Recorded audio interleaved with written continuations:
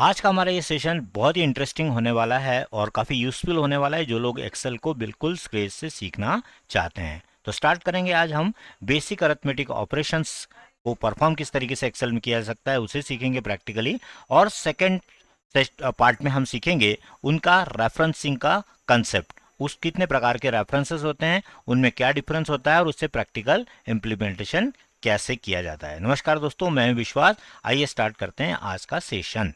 तो यहाँ हम देख रहे हैं बेसिक अरिथमेटिक ऑपरेशंस के लिए हमने एडिशन, सब्ट्रैक्शन, मल्टीप्लिकेशन और डिवीजन के लिए दो दो वैल्यूज यहाँ पर एंटर करके रखी हैं और इसका रिजल्ट हमें इस सेल में रिक्वायर्ड है। तो जस्ट लाइक एक कैलकुलेटर जैसा हम यूज करते हैं, एक्सेल में हम एक फंक्शन या फार्मूले का मदद लेते हैं इनका एडिशन करने के लिए। तो पहले हम कवर कर रहे हैं फार्मूला, उसके बाद हम सीखेंगे फंक्शन। तो फार्मूला या फंक्शन कोई भी आप टाइप करेंगे तो स्टार्ट होगा हमेशा इक्वल के साइन से और फिर हम सेल का रेफरेंस देंगे। ये कौन से कॉलम के अंदर वैल्यू है, बी कॉलम में, और कौन से नंबर की रो है, 8 नंबर है, तो इसका रेफरेंस क्या हो गया, B8। आप जैसे यहाँ क्लिक करेंगे ऑटोमेटिकली आपको रेफरेंस यहाँ पर आ जाएगा। Now you have to put a plus sign, then select the B9। तो इसका मतलब इन दोनों सेल के अंदर जो वैल्यूज होंगी उसका एडिशन होगा। एंटर करेंगे, ये 90 यहाँ पर रिजल्ट आ गया है, बराबर। इसी प्रकार से हमें सब्ट्रैक्शन करना है तो हम इक्वल लिखेंगे, यहाँ पर सेल को सिलेक्ट करेंगे, माइनस का साइन पुट करेंगे और यहाँ से हम सिलेक्ट करेंगे C9। एंटर करेंगे,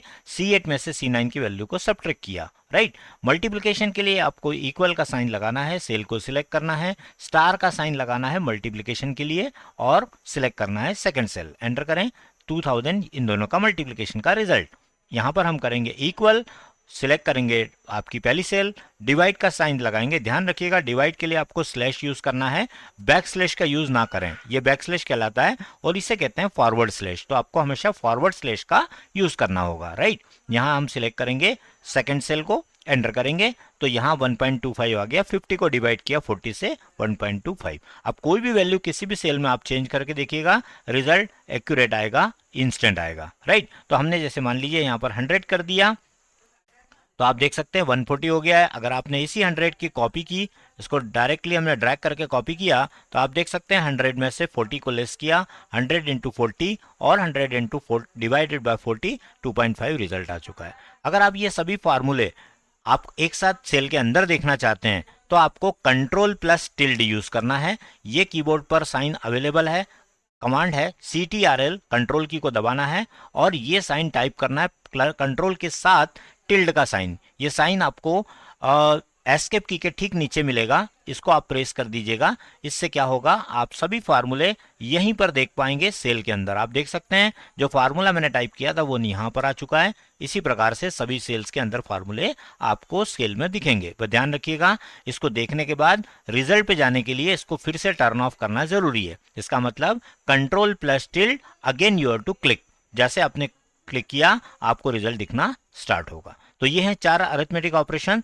लेकिन जब वैल्यू आपकी 2 से ज्यादा होंगी या ज्यादा सेल्स की वैल्यूज को आपको ऐड करना होगा, तब हमें ये तरीका जो रहेगा वो काफी असुविधाजनक हो सकता है। Because we have to type it manually, B8 plus B9 plus B10 plus B11 like that. अगर आपको 1000 या 50,000 रोज का समेशन करना है तो इस तरीके से हम प्लस का साइन अगर लिखेंगे, that will take a lot of time और कुछ वहां पर मिस्टेक होने की पॉसिबिलिटीज भी रहेंगी। तो इसको अवॉइड करने के लिए हमें फार्मूला की जगह फंक्शन का यूज करना होगा। यही डिफरेंस है फार्मूला और फंक्शन में। फार्मूला में आपको inbuilt plus arithmetic operator use करना होते हैं और फंक्शन प्री डिफाइंड फार्मूलाज हैं जिसके अंदर सारा प्लस करने का लॉजिक इस पर्टिकुलर फंक्शन में दे दिया गया है। तो देखते हैं इसका यूज करके कैसे यूज करता है ये। तो सपोज मुझे ये सभी वैल्यूज को ऐड करना है तो इसका रिजल्ट मैं इस तरीके से भी कर सकता हूं। लेकिन अगर आप इसको इतना सारा सभी को प्लस करके टाइप नहीं करना चाहते हैं, then put your cursor here and equal press करेंगे अल्टर के साथ। अल्टर के साथ इक्वल टाइप करिए, आपको सम का फार्मूला फंक्शन लिखा हुआ डायरेक्ट यहां पर मिल जाएगा। मतलब आप क्या करेगा, सम फंक्शन G3 से लेकर G8 की सभी वैल्यूज को ऐड करके यहां पर रिजल्ट देगा।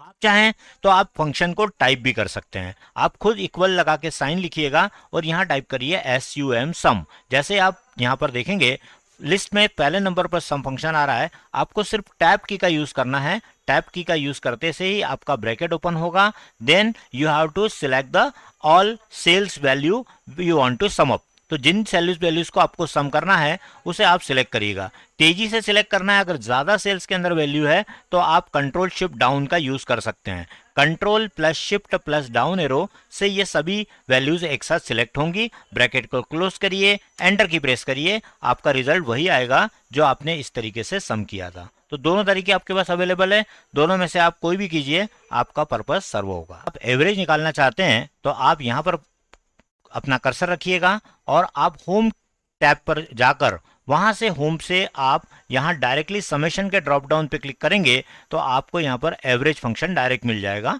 आप यहां से भी यूज कर सकते हैं और टाइप करना चाहें तो टाइप भी कर सकते हैं। अब H3 से H8 की जो वैल्यूज है इसका वो एवरेज निकाल के दे रहा है आपको 49.67, है ना। तो ये एवरेज उसने खुद ने अपने आप कैलकुलेट कर दिया। अगर आप डेसिमल प्लेसेस टर्न ऑन करना चाहते हैं तो इसमें डेसिमल प्लेसेस टर्न ऑन कर सकते हैं और उसका पॉइंट से पॉइंट मैचिंग भी कर सकते हैं। आपको डेसिमल प्लेसेस ऑन करना हो तो आप होम पर जाइएगा, होम टैब पर, और यहाँ पर डेसिमल प्लेसेस इंक्रीज और डिक्रीज के बटन दिए हुए हैं। आप यहाँ पर डेसिमल की अलाइनमेंट भी करना चाहें तो कर सकते हैं, राइट। तो इस तरीके से एवरेज निकला। काउंट अगर आपको निकालना है तो काउंट के लिए आप फंक्शन लगाएंगे इक्वल काउंट। काउंट का ध्यान रखिएगा, काउंट फंक्शन केवल नंबर काउंट करता है, तो इससे आपने सिलेक्ट करना है, ब्रैकेट क्लोज करिए, रिजल्ट आता है 6। आप देख सकते हैं यहाँ 6 वैल्यूज हैं तो 6 बता रहा है। किसी भी वैल्यू को अगर आपने यहाँ से डिलीट किया तो उसको काउंट नहीं करेगा ब्लैंक को और आपको बता देगा 5। लेकिन ये केवल काउंट क्या करने वाला है, ये केवल फिगर को गिन सकता है, अल्फाबेट को ये काउंट नहीं कर पाएगा। अल्फाबेट के काउंटिंग के लिए आगे हम दूसरा फंक्शन यूज करेंगे जो इसके बाद देखेंगे। अब हम मैक्स और मिन भी लगा सकते हैं। हम देखना चाहते हैं कि ये जितनी वैल्यूज हैं इसमें सबसे बड़ी वैल्यू यहाँ पर प्रिंट होना चाहिए, तो इक्वल लगाइए, मैक्स फंक्शन लिखिए और इसे रेंज को सिलेक्ट कर लीजिए, ब्रैकेट क्लोज कीजिए, एंटर करिए। 100 यहाँ मैक्सिमम वैल्यू है। इसी प्रकार से आपको सबसे छोटी वैल्यू निकालना है। Just type min function, make a selection of all the cells, close the bracket, press enter, you will see that 5 is the least value. अगर आपने किसी वैल्यू को इससे छोटा वैल्यूज एंटर किया then you will find here 2। आप देख सकते हैं 2 इससे छोटा है। इसी प्रकार से if you type here 156 that is greater than 100 then you will get the maximum value. Again you have to check all the function at one, use control plus tilde. Control के साथ टिल्ड की दबाइए और आपके सारे functions आपको cell के अंदर विजिबल होंगे। आप एट ए ग्लांस देख सकते हैं सम, एवरेज, काउंट, मैक्स और मिन, ये 5 बेसिक फंक्शंस हैं जो एक्सेल के डिफॉल्ट में आपको होम टैब पर ही अवेलेबल रहेंगे। ठीक है, तो ये हमारे कुछ फंक्शंस हुए, इनको हम कहते हैं फंक्शन और इसे कहते हैं फार्मूला। आपको क्लियर हो गया होगा, डिफरेंशिएट हो गया होगा। We are not using any pre built inbuilt function for calculating the arithmetic operations, right. तो ये हमारे फार्मूलाज हुए हैं, ये हुए हमारे फंक्शन। अब देखिए यहाँ पर अगर आप परसेंटेज निकालना चाहते हैं, सपोज आपके ये मैक्सिमम मार्क्स दिए हुए हैं and you have marks obtained in this particular column and you want to find out the percentage, then type equal number of marks obtained by you divided by maximum marks into 100। अगर आप into 100 लगाते हैं तो भी ये calculate होगा। मैं दूसरा तरीका भी बता रहा हूं, वो भी चलेगा। तो into 100 किया आपने, एंटर किया, आप देखिए यहाँ पर 70 आ गया है। अब आप इसके डबल क्लिक करके कॉपी कर लीजिए, सभी के परसेंटेज कॉपी करने से फार्मूला ऑटोमेटिकली सभी को रिएवलेट कर लेगा, बराबर। तो ये हुआ परसेंटेज। अगर आप चाहते हैं कि यहाँ परसेंट का साइन भी दिखना चाहिए तो ऐसे केस में आप क्या करिए, इसको यहां से इन सेल्स को इक्वल लगाइए, इस सेल को सिलेक्ट कीजिए, डिवाइडेड बाय इसको कीजिए, लेकिन इनटू 100 मत कीजिए। अगर आप यहाँ परसेंट का साइन भी लगाएंगे तो वो विजिबल होगा। एंटर करिए, अब आपको यहाँ 0.7 दिखाई देगा इंस्टेड ऑफ 70, बराबर। तो ये आपके डेसिमल वैल्यूज में फिगर आएंगे। अब आप होम टैब पे जाइए और यहाँ से फॉर्मेटिंग के लिए नंबर्स के टैब में ग्रुप में जाइए और परसेंटेज पे क्लिक कर दीजिए। अब आपको परसेंट के साइन भी दिखेंगे और कैलकुलेशन भी उसको 100 से मल्टीप्लाई करके वो 0.7 को 70 बना भी देगा, राइट। तो ये तरीका है परसेंटेज निकालने का, राइट। अब यहां पर आपको निकालना है पावर, जैसे आपको कहा 25 की पावर 2 निकालना है या क्यूब निकालना है या 25 की पावर 5 निकालना है, तो आपको ये कैरेट का साइन यूज करना है। कैसे करना है वो देखिए, इक्वल और किसकी निकालना है आपको, 25 की। तो मान लीजिए सेल के अंदर हम 25 लिख रहे हैं और इसका निकालना है हमें, तो इक्वल लगाना है, इस सेल को सिलेक्ट करना है, देन कैरेट का साइन आपको मिलेगा शिफ्ट की के साथ 6 नंबर, ये कैरेट का साइन लगाइएगा और यहाँ पे आप लिखिएगा कितना चाहिए आपको, यहाँ पर स्क्वायर चाहिए आप 2 लिखिएगा, क्यूब चाहिए 3 लिखिएगा, जितना भी पावर चाहिए वो एंटर करिए। आप देखेंगे 25 टू द पावर 625। अगर आपने यहाँ पे 30 लिख दिया तो 30 का जो है वो पावर निकाल दिया उसने डायरेक्टली, ठीक है। तो इस तरीके से आप पावर निकालने के लिए फंक्शन का यूज, फार्मूले का यूज करेंगे, पावर का सिंबल यूज करेंगे और आपका जो भी वैल्यू लिखेंगे आप उसका वो पावर निकाल देगा, राइट। इसी प्रकार से अगर आप अंडर रूट निकालना चाहते हैं, जिस तरीके से ये सिंबल दिया हुआ है ऐसा कुछ निकालना है, तो आप डायरेक्ट फंक्शन लगाएंगे SQRT, स्क्वायर रूट। ये square root function readily available है, देखिएगा ये हमने किया था फार्मूले से और ये कर रहे हैं हम फंक्शन से, ठीक है। तो फंक्शन किसकी वैल्यू चाहिए आपको, उस सेल को सिलेक्ट कर लीजिएगा। मान लीजिए हमको 30 की चाहिए, तो आपने इसको सेल को सिलेक्ट किया तो 30 की जो वैल्यू होगी वो निकल कर यहाँ आपको रूट वैल्यू यहाँ आ जाएगी। अगर आपने यहाँ 25 किया तो देखिए 25 का रूट वैल्यू जो है स्क्वायर रूट निकल के आ गया 5, बराबर। तो ये आपको स्क्वायर रूट निकालने के लिए डायरेक्ट फंक्शन अवेलेबल है, इसकी मदद लेकर आप तेजी से अपना स्क्वायर रूट और पावर दोनों निकाल सकते हैं। आई होप आपको बेसिक फार्मूलाज कैलकुलेशन के क्लियर हो गए होंगे और साथ ही आपको फंक्शंस का यूज समझ में आ गया होगा, जिसमें sum, average, count, max, min, how to use it practically you have learn. You can rewind and check with your answer, it will be 100% accurate, correct, right? now अब सबसे इंपॉर्टेंट बात समझ लेते हैं जिसको कहते हैं BODMAS, है ना। ये आपने स्कूल के टाइम में वर्ड सुने होंगे, ये अच्छे से आपने याद किया होगा। मैथमेटिक्स के बेसिक रूल जो कैलकुलेशन के लिए यूज करता है, एक्सेल भी इसी को फॉलो करता है, इसी को हमेशा फॉलो करना रहेगा, ध्यान रखिएगा। इसमें छोटी सी भी मिस्टेक अगर हम करेंगे, Excel will not be responsible for that, our BODMAS rule must be followed carefully, right. तो सबसे पहले बी मतलब ब्रैकेट को यूज करेगा, एक्सेल सॉल्व करेगा। सबसे पहले जो भी वैल्यूज को ब्रैकेट में मिलेंगी वो पहले नंबर पे सॉल्व होगा। सेकंड प्रेफरेंस होगा ऑर्डर्स, ध्यान रखिएगा, ओ का मतलब ऑफ नहीं है और ओ का मतलब होता है ऑर्डर्स। ऑर्डर का मतलब होता है स्क्वायर रूट अगर आप ले रहे हैं, अंडर रूट ले रहे हैं या फिर आप यहाँ पर पावर ले रहे हैं, इनको सेकंड प्रेफरेंस में लेगा, जिसको कहते हैं हम ऑर्डर्स, ठीक है। Third preference will be given to division, मतलब आपकी इक्वेशन के अंदर अगर कोई डिवीजन आ रहा है तो वो मल्टीप्लिकेशन के पहले सॉल्व होने वाला है, ये ध्यान रखिएगा। मल्टीप्लिकेशन का नंबर डिवीजन के बाद आएगा, उसके बाद एडिशन और सबसे लास्ट में सब्ट्रैक्शन होगा। इन दोनों को आपस में आप स्वैप कर भी देते हैं तो कोई चैलेंज नहीं, कोई प्रॉब्लम नहीं है, बट इनका स्पेशल ध्यान रखिएगा। डिवीजन और मल्टीप्लिकेशन में प्रायोरिटी इसको मिलेगी, डिवीजन को, मल्टीप्लिकेशन को उसके बाद मिलेगी, ठीक है। तो अगर आपके कैलकुलेशन में कोई ऐसी वर्किंग है जिसमें मल्टीप्लिकेशन पहले रिक्वायर्ड है तो आपको उसे ब्रैकेट में बंद करना होगा, ताकि ये रूल पहले फॉलो होगा उसके बाद वो डिवीजन पर आएगा। इसी को मैं प्रैक्टिकल एग्जांपल के थ्रू क्लियर कर देता हूं, so that you will be able to understand BODMAS rule clearly, right. तो देखिए यहाँ पर आपको एक HR डिपार्टमेंट ने एक सैलरी का डेटा दिया है जिसमें आपको बेसिक सैलरी बताई गई है और उसमें अलाउंसेस की कैलकुलेशन करने को कहा गया है, DA और HRA, और नीचे आपको फार्मूला बता दिया गया है। डीए का मतलब होता है डियरनेस अलाउंस, हिंदी में कहें तो महंगाई भत्ता, और वो आपको कैलकुलेट करने को कहा गया है बेसिक का 50%, मतलब जो भी सैलरी एम्प्लॉय की होगी उसका 50% डीए कैलकुलेट होगा। और एचआरए की गणना आपको करना है बेसिक प्लस डीए का 50%। ध्यान रखिए यहां ब्रैकेट में बंद किया हुआ है, मतलब एडिशन दोनों का पहले करवाना है, उसके बाद 50% यानी इनटू जो है वो बाद में करवाना है। एडिशन का नंबर आपको BODMAS में सबसे लास्ट में आता है, आपको देखिए यहां पर लास्ट, सेकंड लास्ट जो है एडिशन का नंबर है, बट प्रेफरेंस हमें इसको पहले देना है एडिशन को, चूंकि इन दोनों को जोड़ना है तो इसे ब्रैकेट में बंद करना जरूरी होगा। अगर आपने छोटी सी इसमें मिस्टेक की या इसको आपने स्किप किया तो आंसर क्या आएगा उसको हम प्रैक्टिकली देख लेते हैं, ठीक है। तो पहले हम फार्मूला टाइप करते हैं, यहाँ पर इक्वल किसका निकालना है, बेसिक सैलरी का। तो बेसिक सैलरी की जो पहली सेल है उसको सिलेक्ट कीजिए, इनटू का साइन लगाइए और कितना परसेंट बोला गया है 50%। तो 50% आप लिखने के लिए आपको एक्सेल में 3 तरीके हैं, आप तीनों में से कोई भी यूज करिए, रिजल्ट एक ही आने वाला है। आप चाहें तो 50% ऐसा भी लिख सकते हैं, आप चाहें तो 50/100 भी लिख सकते हैं, और आप चाहें तो 0.5 भी लिख सकते हैं। आप तीनों में से कुछ भी लिखिए, Excel will respond to all threes एक जैसा ही रिस्पॉन्ड मिलने वाला है। एंटर करें तो ये देखिए 50% 15,000 का 7,500 आ गया है। अगर आप इसकी कॉपी अभी इमीडिएट करना चाहें,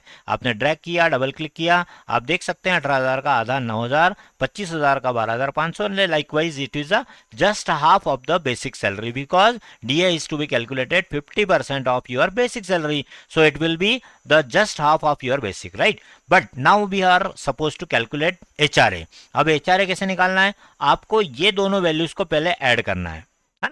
अब by mistake I forgot it, मैं भूल गया, मेरे से मिस्टेक हो गई और मैंने ये बॉडमास के रूल को स्किप कर दिया, तो क्या होगा वो पहले देख लेते हैं। इक्वल लगा दिया मैंने, है ना? अब मैंने नॉर्मल तरीके से बोला इन दोनों को जोड़ना है, तो मैंने क्या किया, I selected the basic salary cell, then plus का साइन लगा दिया, then I selected the DA that is dearness allowance and into 50%। यहां मेरी एक मिस्टेक क्या हो रही है वो आप गौर से देखिए। मैंने यहां पर इसको कहा B14 और C14 को प्लस करिए और फिर 50% निकालिए। अब हम इसको वर्बली जो एक्सप्लेन कर रहे हैं उसमें कोई इशू नहीं लगेगा, क्लियर लगेगा आपको, लेकिन अरिथमेटिकली जब इसको ये सॉल्व करेगा तब बॉडमास का रूल ये वायलेट करता हुआ रूल नजर आएगा हमें, क्योंकि हमारा रिजल्ट वो वैसा नहीं देगा जैसा हम चाहते हैं। बट वो बॉडमास के रूल को वायलेट नहीं कर रहा है, वो फॉलो कर रहा है, हम वायलेट कर रहे हैं, ये हमें इसको बताना होगा। देखिए अभी ये क्या करने वाला है, जैसा मैंने आपको बॉडमास के रूल में क्या बताया, आप गौर से देखिए। इस इक्वेशन में मुझे एडिशन भी करना है, मुझे मल्टीप्लाई भी करना है। तो आप देखिए बॉडमास के रूल के अकॉर्डिंग क्या पहले आता है, एडिशन पहले आता है कि मल्टीप्लीकेशन, तो आंसर है मल्टीप्लीकेशन, बराबर। तो ये क्या करेगा, C14 को पहले सॉल्व करेगा, तो C14 का 50% कर देगा, तो C14 कितना है 7,500, इसका जस्ट हाफ करेगा 37 आपका, है ना, आपका इसका हाफ हो जाएगा, और जो हाफ वैल्यू आएगी वो वैल्यू आपकी इसके अंदर ऐड होगी। आप एंटर करके कंफर्म करिए, ये देखिए आपके आंसर गलत आ गया है। 15,000 किसी का बेसिक सैलरी है, उसका HRA 18,750 कैसे हो सकता है, जबकि वो 50% बोल रहा है। तो 50% में आप कॉमन सेंस का यूज करके भी वेरीफाई कर सकते हैं, देख सकते हैं कि यहाँ हमारी कोई एक बहुत बड़ी मिस्टेक हो रही है। एक्सेल ने कोई एरर नहीं दिया, कोई मैसेज नहीं दिया, बिकॉज इसने बॉडमास के रूल को फॉलो किया है, तो इसने बता दिया बिल्कुल सही, लेकिन ये आंसर हमारे अकॉर्डिंग गलत है। किसी भी HR डिपार्टमेंट को अगर ऐसे सैलरी प्रोसेस करके दे दिया तो कंपनी को बहुत लॉस होने वाला है, बिकॉज यहाँ उसका बेसिक से भी ज्यादा उसका HRA कैलकुलेट हुआ है। तो एक छोटी सी मिस्टेक हमें दिक्कत नहीं दे, इसलिए आप बेसिक एक्सेल सीख रहे हैं तो इस बात का विशेष ध्यान रखिएगा कि whatever you want to do it priority, you have to put it in bracket. So I have to give the preference to addition first, that's why I have to put within brackets, right? तो इसको आप bracket में बंद कीजिएगा, अब कोई problem नहीं। अब क्या होगा, bracket will get the preference. आप बॉडमास के अकॉर्डिंग चलते हैं तो ब्रैकेट को पहली प्रायोरिटी मिलती है नंबर 1 पे, तो ये ब्रैकेट सॉल्व होगा। अब 15,000 प्लस 7500 मतलब 22,500 रुपए का ये हाफ करेगा और आपका आंसर करेक्ट होगा। आप देख लीजिए 22,500 का हाफ 11,250 आ चुका है। आई होप आपको ये कंसेप्ट क्लियर हो गया होगा कि अगर हम इसको प्रॉपर वे में रिजल्ट चाहते हैं तो हमें प्रॉपर वे में इसका बॉडमास का रूल अच्छे से समझाना होगा, अदरवाइज ये रिजल्ट जो देगा वो हमारी एक्सपेक्टेशन से डिफरेंट होगा। ठीक है, तो कंट्रोल टिल्ट करके एक बार देख लेते हैं क्या फार्मूला लगाया। इसमें हमने लगाया DA को निकालने के लिए 0.5 किया इस पर्टिकुलर बेसिक सैलरी का, और इसमें हमने बेसिक सैलरी और DA दोनों को जोड़ा और उसके अंदर हमने 50% अप्लाई किया। तो रिजल्ट आपके स्क्रीन पर है, आपके सामने। कंट्रोल टिल्ट करके इसको हम फिर से बंद करते हैं, राइट। तो कमेंट करके बताइए इसमें कोई कंसेप्ट में कोई भी डाउट हो, कोई दिक्कत हो या आपका सजेशन हो, कोई क्वेरी हो तो आप तुरंत कमेंट करिएगा। I will respond as soon as possible, बराबर। तो I hope you are watching live so and learning Excel in live mode. So आप इसको एक्सेल की फाइल को, ये फाइल मैं आपको डिस्क्रिप्शन में डाउनलोड करने के लिए अवेलेबल करवा रहा हूँ, तो ये डेटा आपको रेडीली अवेलेबल मिल जाएगा। आपको सिर्फ फार्मूले और फंक्शन जो है मैंने जिस तरीके से एक्सप्लेन करके बताए हैं वैसा का वैसा आप टाइप करिएगा, आपका रिजल्ट भी वही आने वाला है जो आपको मैं दिखा रहा हूँ। ठीक है, तो ये फाइल आपको मिल जाएगी। You need not to create the data from scratch, I will be making it available in description after the this video. तो अब सेकंड पेज पे आते हैं हम। इसमें कोई आपको कैसा लगा, आपको क्लियर हुआ कि नहीं हुआ, आप बताते जाइएगा, राइट। अब सबसे इंपॉर्टेंट कंसेप्ट को अब हम सीखना स्टार्ट करते हैं जिसको हम कहते हैं एक्सेल का बेसिक। अगर ये कंसेप्ट क्लियर है, जिसके ऊपर एक्सेल पूरा डिपेंड है, अगर ये क्लियर है तो आपको कभी कोई चैलेंज नहीं आएगा। बहुत सारे आपने वर्किंग देखी होंगी, रिलेटिव नाम भी सुना होगा, मिक्स्ड भी सुना होगा, लेकिन आज जिस एग्जांपल के थ्रू हम इसको देखने वाले हैं, आई होप इसके बाद अगर कोई डाउट आपका अभी अभी भी रहा होगा तो वो डेफिनेटली नहीं रहेगा। ठीक है, तो चलिए स्टार्ट करते हैं, समझते हैं। सबसे पहले रेफरेंस की मतलब क्या होता है वो समझ लीजिए। रेफरेंस किसको कहते हैं वो समझ लीजिए। बिल्कुल मैं एलिमेंट्री से बता रहा हूँ, इसलिए मैं आपको साइड में एक जगह पर समझाने की कोशिश करता हूँ कि रेफरेंस का मतलब क्या होता है। वो देखिए, सपोज मैंने एक सेल में यहाँ पर कर्सर रखा और टाइप कर दिया 500। ठीक है, क्या टाइप किया मैंने? 500।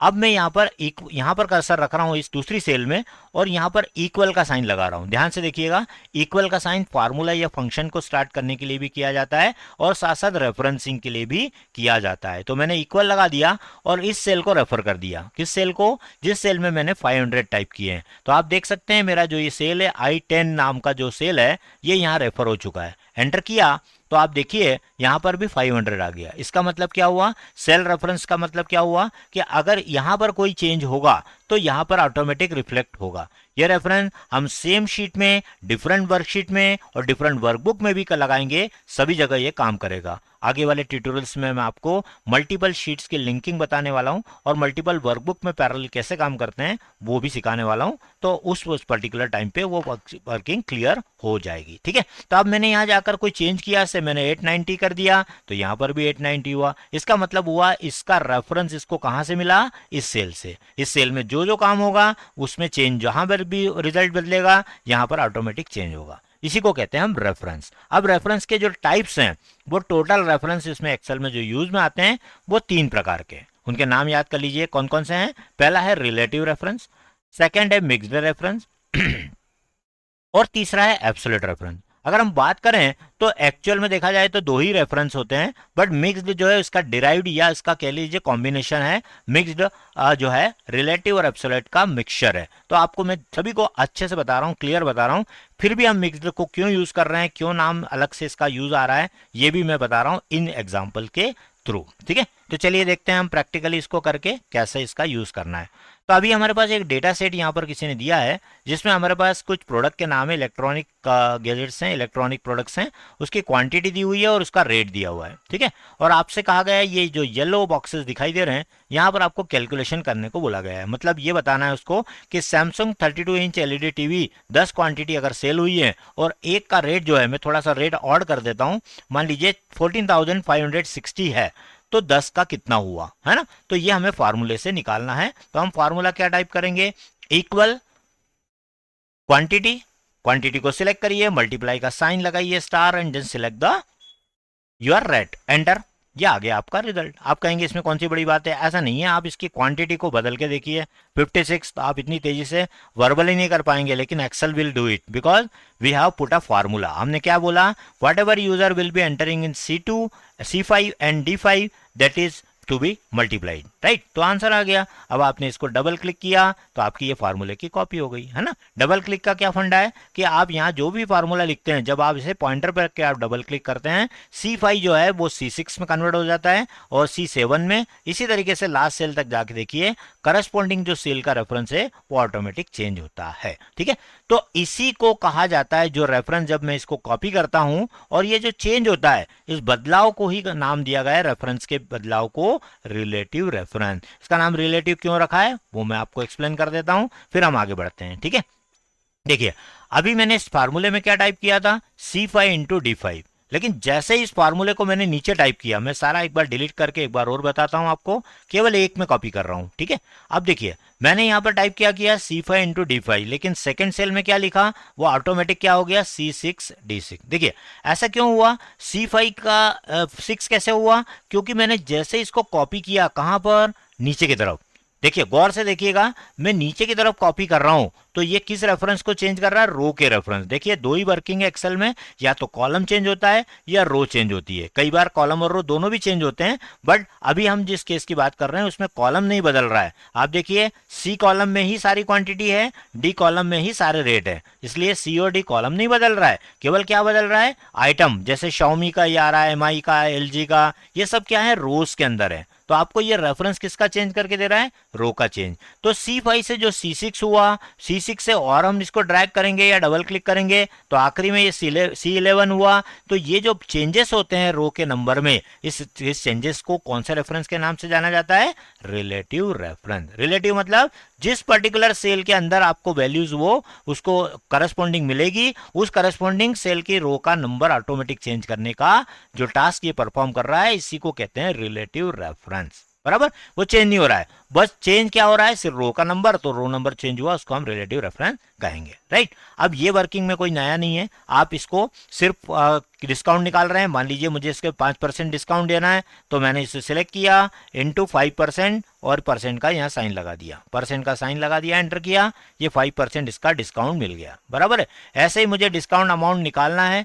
निकालने के बाद डिस्काउंट, सॉरी यहाँ डिस्काउंट का परसेंटेज लिख के दे देते हैं। ये मैंने परसेंटेज का कॉलम बनाया था, तो मैं यहाँ पर लिख देता हूँ 5%, है ना। इस पे 5% है, इस पे 2% है, इस पे 3% है, ऐसे मेरा परसेंटेज अलग अलग है।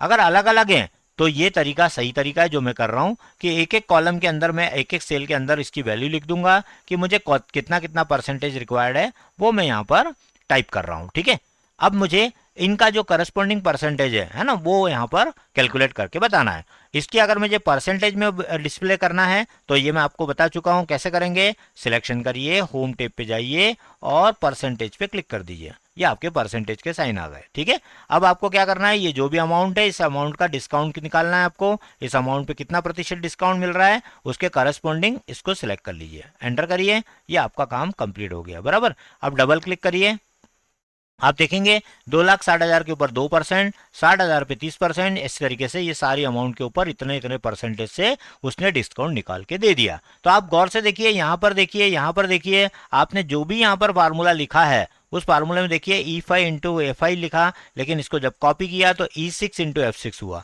तो ये रो का नंबर ऑटोमेटिक जो चेंज हो रहा है इसको ही हम कहते हैं रिलेटिव रेफरेंस। आई होप समझ में आ गया होगा। तो कब रो का नंबर चेंज होगा? जब फार्मूला नीचे की तरफ कॉपी होगा। अगर फार्मूले को आप राइट साइड में कॉपी करेंगे तो क्या चेंज होगा? कॉलम का नंबर चेंज होगा, रो का नंबर चेंज नहीं होगा। बराबर है। तो ऐसे केस में हम रो के नंबर की जगह कॉलम के नंबर को चेंज होते हुए भी देखेंगे, तो उसको हम क्या कहेंगे? Relative reference. तो आइदर कॉलम नंबर और row number will get change automatically whenever you will copy your formula towards down और टुवर्ड्स राइट, है ना। राइट, डाउन, लेफ्ट और अप कहीं भी करिए, ये आपको करस्पॉन्डिंग जो सेल का रेफरेंस चेंज करते हुए दिखेगा, उसको हम कहेंगे रिलेटिव रेफरेंस। आई होप ये वर्किंग आपको समझ में आ गई होगी। ओके, तो अब रिलेटिव रेफरेंस समझ में आने के बाद, रिलेटिव रेफरेंस डिफॉल्ट होता है, नेचुरल होता है, इसलिए इसको सीखने की समझने के लिए अलग से कोई एफर्ट्स करने की जरूरत नहीं होती है। जो कॉलम में आपने वैल्यू दी हुई है, दोनों का मल्टीप्लाई किया, इसने निकाल दिया और वो करस्पॉन्डिंग रो का नंबर ऑटोमेटिक चेंज कर रहा है, तो उसको हम रिलेटिव रेफरेंस कहते हैं।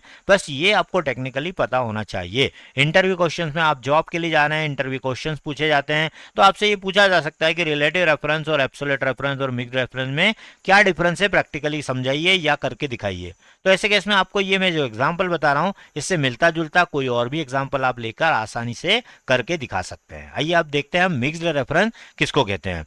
मिक्स्ड रेफरेंस का मतलब क्या हुआ कि आधा रिलेटिव होगा, आधा रिलेटिव होगा और आधा एब्सोल्यूट होगा। ये नीचे जो तीसरा मैं बताने वाला हूं इसका और इसका दोनों का मिक्सचर होगा। मतलब पूरी तरीके से ये रेफरेंस जो है वो चेंजेबल नहीं होगा। आधा रेफरेंस हम लॉक करेंगे, आधा रेफरेंस को हम चेंज होने देंगे, इसको कहते हैं रिलेटिव रेफरेंस। अब इसको मिक्स्ड रेफरेंस। अब मिक्स्ड रेफरेंस को हम अच्छे समझने के लिए इस एग्जांपल को कंसीडर करते हैं। अब हमारे कंपनी में जो पॉलिसी है वो अलग अलग परसेंटेज नहीं देने की है, हर आइटम के ऊपर डिस्काउंट का परसेंटेज अलग नहीं है। हमारा केस नंबर 2 क्या है? हमारा केस नंबर 2 है कि हमें डिस्काउंट का परसेंटेज एक ही रखना है, चाहे कोई भी आइटम हो, डिस्काउंट मिलेगा तो सिर्फ 5% ही मिलेगा, है ना। तो आपने एक कॉलम इसमें कम कर दिया, आप देख सकते हैं ऊपर एक डिस्काउंट का सेपरेट कॉलम था, लेकिन नीचे वाले इसमें हमने डिस्काउंट का परसेंटेज का एक कॉलम था वो उसको हटा दिया और एक ही जगह लिख दिया। ऐसा क्यों किया? क्योंकि हमें सभी आइटम के ऊपर एक ही डिस्काउंट का परसेंटेज देना है, वो है 5। अगर मैं 5 की जगह यहाँ 4 लिख देता हूं तो 4 आ जाना चाहिए। 3 लिखूं, देख सकते हैं आप फिगर अपने आप चेंज हो रहे हैं। 2 लिखता हूं 2 हो जाना चाहिए, 1 लिखता हूं 1 हो जाता है, 0 लिख देता हूं कुछ भी नहीं आएगा, 0 आ जाएगा।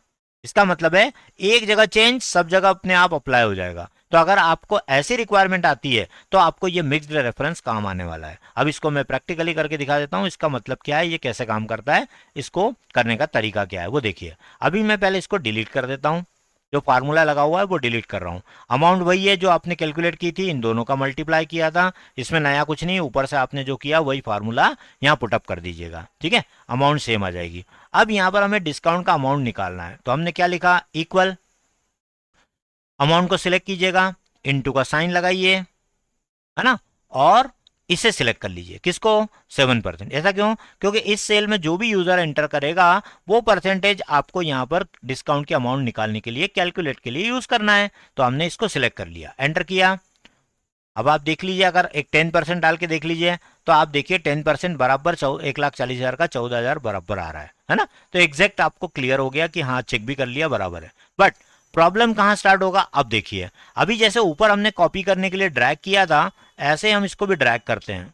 तो देखिए यहाँ पर ड्रैग करने से इसमें कुछ नई नई समस्याएं आपके स्क्रीन पे आएंगी, है ना। पहले मैं आपको ये प्रॉब्लम क्यों आ रही है, क्या है इसका मतलब है, ये समझा रहा हूँ, फिर ठीक करने का सही तरीका क्या है वो भी समझा रहा हूँ। आप दोनों समझ लीजिएगा ऐसा क्यों हुआ। देखिए, अभी मैंने शुरू में आपको क्या बताया था, इस सेल के रेफरेंस को पढ़िए, क्या रेफरेंस है, E17। E17 का मतलब क्या है, ये 1,40,000 रुपये इंटू F14। F14 का मतलब क्या है, 10%। तो बराबर इसका निकाल के कर दिया, है ना। पर ये जब फॉर्मूला नीचे कॉपी हुआ तो कौन सा रेफरेंस काम कर रहा है, रिलेटिव रेफरेंस। तो अभी अभी मैंने रिलेटिव रेफरेंस का मीनिंग क्या समझाया आपको, कि जब ये आपको दिखा रहा है E17 इंटू F14, तो निश्चित रूप से ये E18 होगा और नीचे जाकर F14 की जगह F15 होगा। देखिए, ये देखिए हो गया कि नहीं, देख लो, आप चेक कर लो, मैं थोड़ा जूम कर रहा हूं, ये देखिए, आपको पिक्चर एकदम क्लियर होना बहुत जरूरी है। देखिए, अब इसको गौर से देखिए, इसमें E18 हुआ, क्या ये सही है, आंसर है सही है बिल्कुल। क्यों, क्योंकि 2,60,000 का ही तो निकालना है, तो बिल्कुल सही ले रहा है।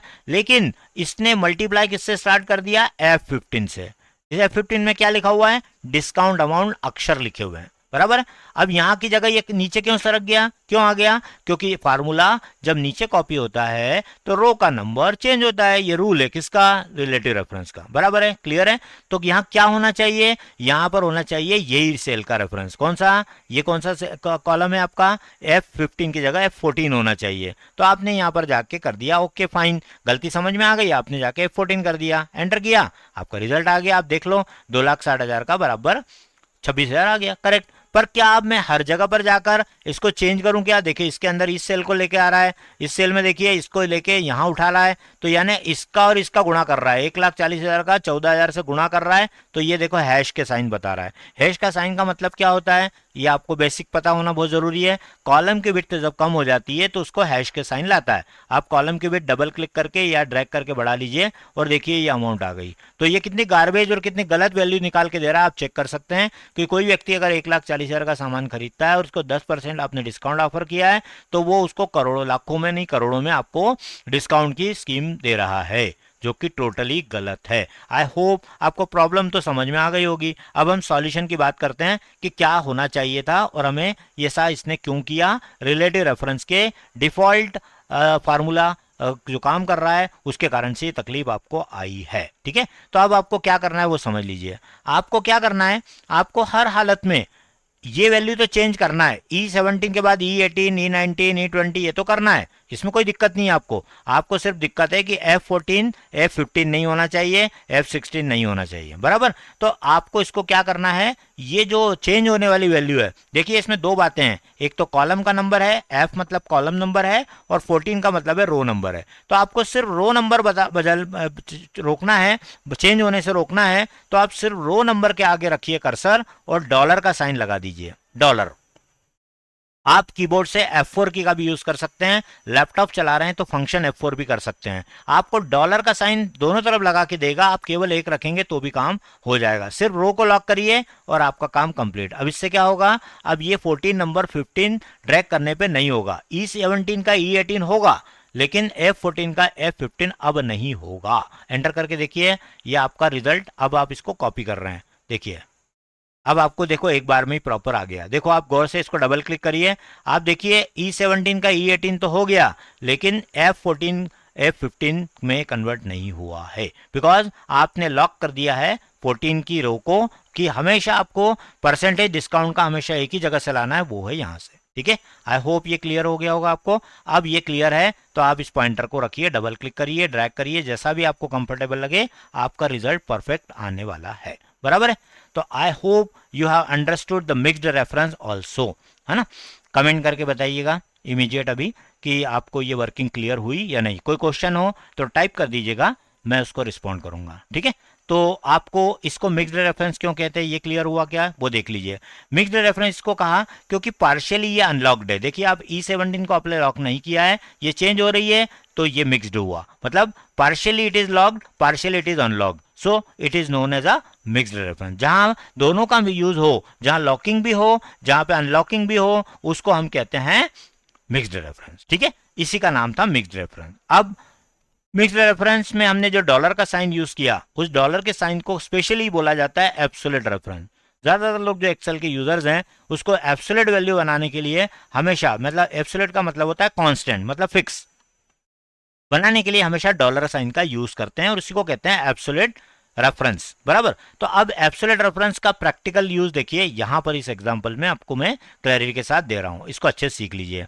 देखिए अभी आपको यहां पर क्या दिया हुआ है, कुछ सेल्स एग्जीक्यूटिव के नाम दिए हुए हैं राज, विजय और संजय, और भी डेटा हो सकता है, हजारों में लाखों में रोज हो सकती हैं, है ना। और यहाँ आपको 3 महीने का उनका सेल का फिगर दिया हुआ है, जनवरी में कितना सेल किया, फरवरी में और मार्च में कितना सेल किया। बराबर, और आपको बोला गया है कि इनको कमीशन दिया जाएगा 6% से। कितना रेट है, 6%। कि जितना भी सेल होगा उसका 6% उनको जनवरी में, फरवरी में और मार्च में हर व्यक्ति को उनके सेल के अकॉर्डिंग यहाँ पर आपको कैलकुलेट करके दिखाना है। अब आपने यहाँ पर फॉर्मूला क्या टाइप किया, इक्वल, है ना, किसको सिलेक्ट किया, जनवरी को, है ना, इनटू का साइन लगा दिया, कैलकुलेट करने के लिए परसेंटेज कहां से पिकअप किया, 6% यहां से पिकअप किया। बराबर, अब आपको यह सोचना है कि आप जब इसको कॉपी करोगे, अब देखो आपको कॉपी दोनों तरफ करना होगी।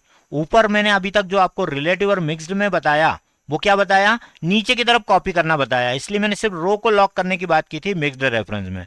बट ये फार्मूला राइट में भी कॉपी होने वाला है और नीचे भी कॉपी होने वाला है, इसको ध्यान में रखते हुए आपको लॉकिंग करना रहेगी। ठीक है, तो जरा हम एक बार समझ लेते हैं किसे लॉक करना जरूरी है और किसको लॉक नहीं करना है। ठीक है, तो जैसे आप ये वाला जो करेंगे, जब इसको फार्मूले को राइट साइड में ड्रैग करेंगे, जैसे मैं अभी करके दिखा देता हूं पहले प्रैक्टिकली, ये 600 हो गया।